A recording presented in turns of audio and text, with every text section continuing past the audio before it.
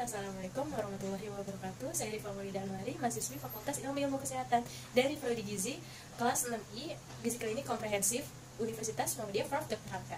Di sini saya akan merekomendasikan dua menu, yaitu ada menu pagi dan menu siang untuk pasien karsinoma mama yang sering dikenal oleh masyarakat, yaitu kanker payudara. Video ini saya buat untuk memenuhi ujian akhir semester. Selamat menyaksikan teman-teman.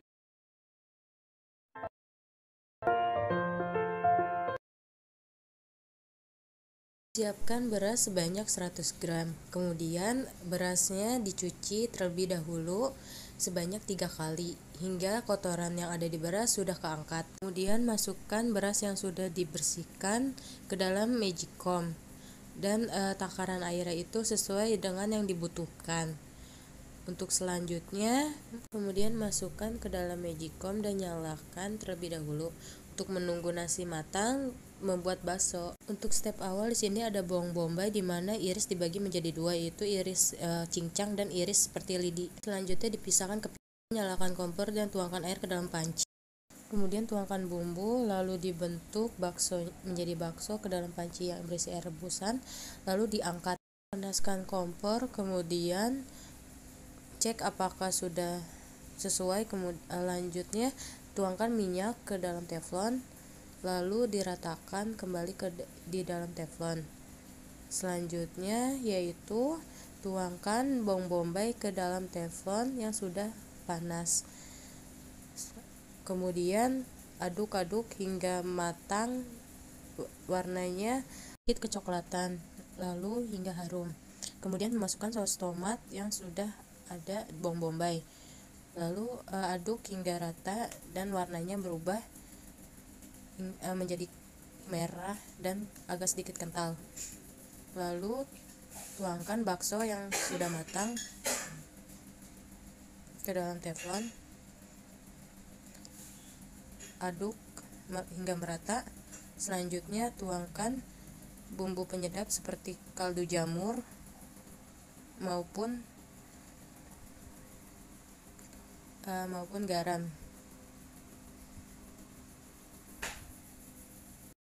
Kemudian panaskan kompor terlebih dahulu, lalu tuangkan air secukupnya ke dalam panci yang sudah panas.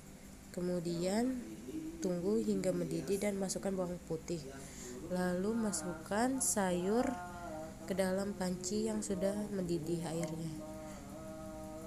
Selanjutnya aduk hingga rata dan tuangkan garam secukupnya.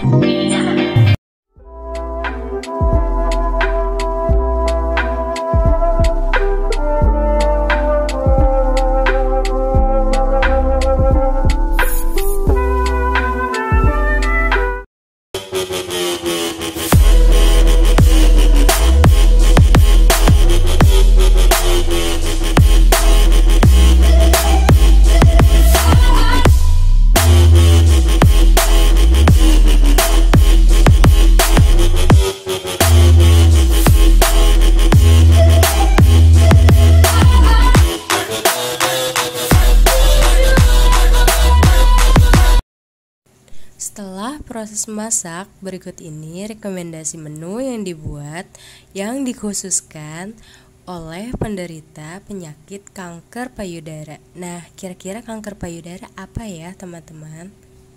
Karsinoma mamae atau kanker payudara merupakan pembelahan sel yang tidak terkendali. Sel-sel tersebut kemudian menyerang dan merusak jaringan biologis lainnya, baik dengan pertumbuhan langsung di jaringan yang bersebelahan, invasi, atau dengan migrasi sel ke tempat yang jauh. Kemudian, sel kanker pada payudara hanya tumbuh sebesar 1 cm pada waktu 8 hingga 12 tahun. Sel tersebut bersembunyi dalam tubuh dan tanpa diketahui keaktifannya. Sel tersebut diam dalam kelenjar payudara dan dapat menyebar melalui aliran darah ke seluruh tubuh. Untuk selanjutnya, berdasarkan lokasi dan sifat sel kanker tersebut, kanker payudara terbagi ke dalam beberapa jenis. Berikut berbagai jenis kanker payudara yang paling umum terjadi.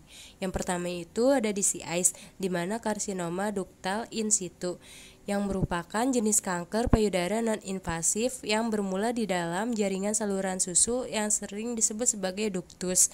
Kondisi ini tidak mengancam nyawa dan masih bisa tertolong.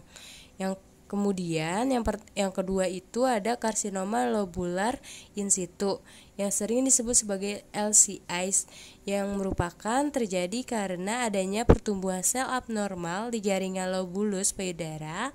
LCIS dikenal juga dengan nama neoplasia lobular. Apabila kanker payudara tidak tertangani dengan cepat, maka akan timbullah komplikasi-komplikasi penyakit lainnya, yaitu komplikasi kanker payudara juga bisa menyebar ke organ paru-paru. Kalau sudah begini, maka pengidapnya akan lebih lemah dan lebih rentan sakit. Alasannya jelas bahwa tubuh akan kesulitan untuk melawan bakteri dan melawan infeksi, sehingga ia rentan mengidap pneumonia, yaitu infeksi paru-paru. Yang kedua itu ada kelenjar getah bening, merupakan area pertama yang biasanya terkena penyebaran kanker payudara. Tepat kelenjar getah bening yang berada di bawah lengan, di dalam payudara, dan di dekat tulang selangka. Nah, biasanya penyebaran ini bisa terjadi sejak kanker payudara berada di stadium 1. Pada stadium ini, beberapa sel kanker mungkin dalam jumlah kecil sudah masuk ke dalam kelenjar getah bening. Berikut ini merupakan tujuan diet karsinoma mamae. Yang pertama itu dapat meningkatkan asupan oral untuk memenuhi kebutuhan sesuai dengan penyakit pasien. Yang kedua itu mempertahankan dan memperbaiki status gizi pasien. Nah, yang ketiga itu dapat meningkatkan pengetahuan pasien dan keluarga mengenai pola makan yang seimbang dan sesuai dengan kebutuhan pasien. Mengenai prinsip diet karsinoma mamae, kita memakai diet kanker 1408 kilokalori, yaitu tinggi kalori dan tinggi protein. Dikarenakan apabila diberikan untuk pasien kanker payudara, yaitu untuk memenuhi asupan oral yang sesuai dengan kebutuhan penyakit pasien, supaya dapat mencegah dan mengurangi kerusakan jaringan di dalam tubuh. Berikut ini merupakan hasil masakan yang telah dibuat. Hasil dari perhitungan kebutuhan zat gizi pasien dalam sehari, yaitu terdapat makro dan mikronya. Untuk kebutuhan zat gizi yang makronya itu, pertama ada energi, jumlahnya 1400 kilokalori, dan lemaknya itu 31,2 gram, dan proteinnya itu 66 gram, karbohidratnya itu 196,4 gram, dan untuk zat gizi mikronya itu yang pertama ada serat 19,64 mikrogram, dan vitamin B1-nya itu 8,64 mikrogram, dan vitamin B6-nya itu 1,17 mikrogram, vitamin C-nya itu 58,92 mikrogram. Berikut ini merupakan perhitungan hasil zat gizi makanan di pagi hari. Yang pertama itu ada makronya, energi 265,4 kilokalori, di mana persennya itu 18,8, dan lemaknya itu 9,8 gram, dan hasil persennya itu 31,4%, dan proteinnya itu 11,4 gram, dan hasil persennya itu 17,2, dan karbohidratnya itu 32, gram, dan hasil persennya itu 16,7%. Untuk hasil zat gizi mikronya yaitu serat 3,3 mikrogram, di mana hasil persennya 16,8, dan vitamin B1-nya itu 0,1 mikrogram, dan hasil persennya itu 1,1. Vitamin B6-nya itu 0,3 mikrogram, dan hasilnya 25,6. Dan vitamin C-nya itu 28,0 mikrogram, dan hasilnya itu 47,5%, dan zat besinya itu 1,9 mikrogram, dan hasilnya itu 30,2. Untuk hasil menu di atas yaitu terdapat ada nasi, dan yang kedua itu ada sayur sawi putih, dan yang ketiga itu ada bakso ayam asam manis. Alasan saya memilih bahan makanan sawi putih yaitu kandungan zat gizi pada sawi putih mempunyai manfaat atau khasiat untuk membantu tubuh melawan inflamasi atau peradangan sekaligus kerusakan sel, dan dimana pada sawi putih ada pula kandungan zat gizi lainnya seperti zat besi, fosfor, zinc, dan vitamin K untuk memelihara struktur serta kekuatan tulang. Alasan saya memilih bahan makanan daging ayam tanpa kulit, di mana daging ayam tersebut memiliki kandungan zat gizi yaitu lemak baik. Pada daging ayam erat berkaitan dengan kanker, termasuk dengan kanker payudara.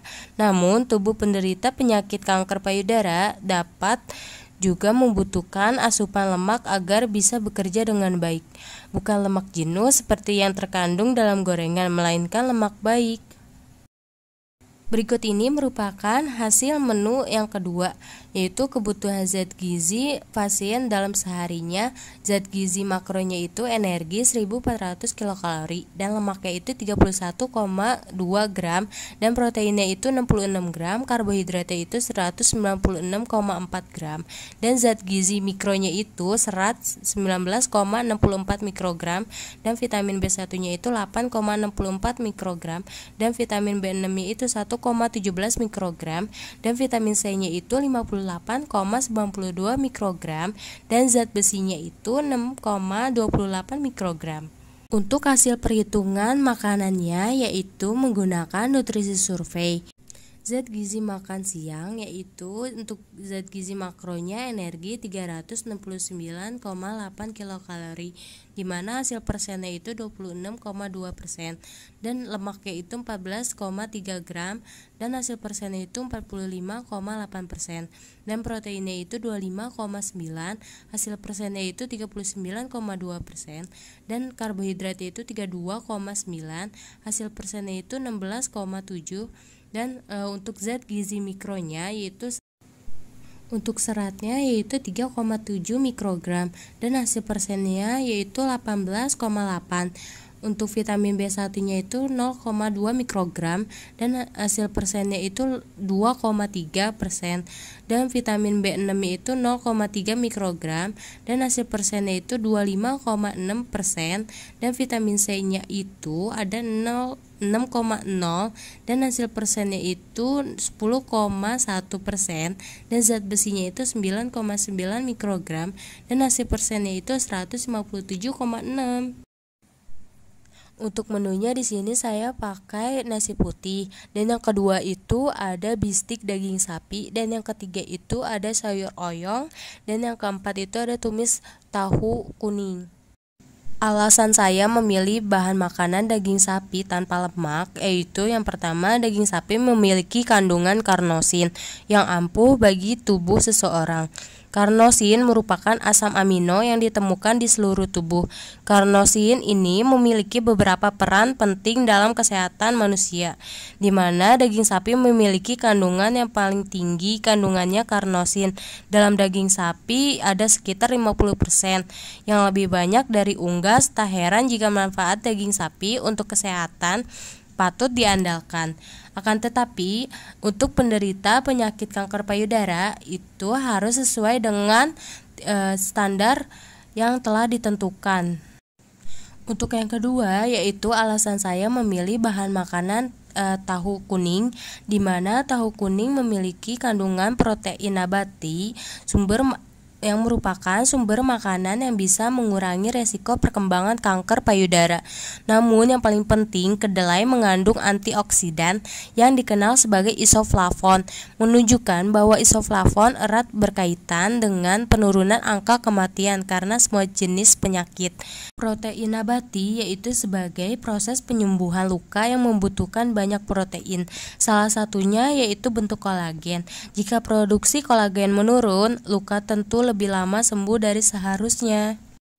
Alasan saya memilih bahan makanan gambas atau oyong yaitu gambas kaya akan dengan kandungan vitamin C dan vitamin A, yaitu yang berfungsi sebagai antioksidan penangkal radikal bebas, sehingga hal ini dapat mencegah berbagai macam penyakit seperti hipertensi hingga diabetes. Selain itu, mengonsumsi sayur gambas secara teratur juga dapat melawan penyakit infeksi, sehingga dapat menjaga kesehatan tubuh dan tidak mudah terkena penyakit lainnya.